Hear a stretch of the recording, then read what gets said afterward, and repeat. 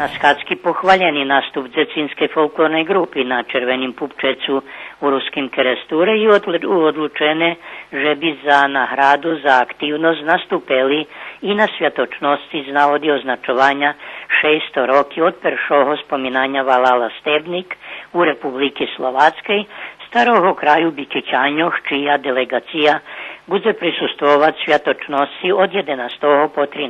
júli.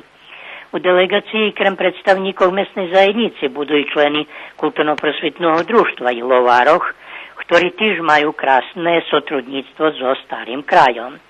Sredstva za minibus vydvojený zo 100-ročnej dotácii družstva zo obštinského budžetu a jak predstavník obštiny Šid na sviatočnosti bude prisustovať i načalník obštinskej úpravy Šid Romko Papuga. Bikyčania do starého kraju putujú na piatok ráno.